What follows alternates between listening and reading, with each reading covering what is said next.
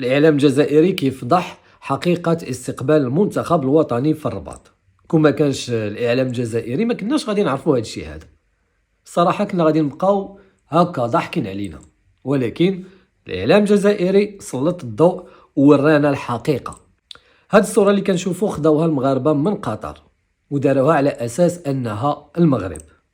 صوروا معايا، خداو برج محمد السادس اللي كاين في قطر وداروه على أساس أنه هنا في الرباط. صوروا معايا المسرح حتى هو هزوه من قطر حطوه في الرباط. هاد البنية التحتية اللي كتخلع ديال قطر داروها هنا في الرباط. علاش؟ حيث قطر عندها الغاز والبترول وحنا ما عندناش.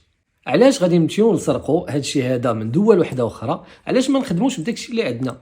علاش غادي نبقاو نسرقوا البنيه التحتيه ديال دول وحده اخرى اللي عندها البترول والغاز وما نخدموش بالبنيه التحتيه ديالنا؟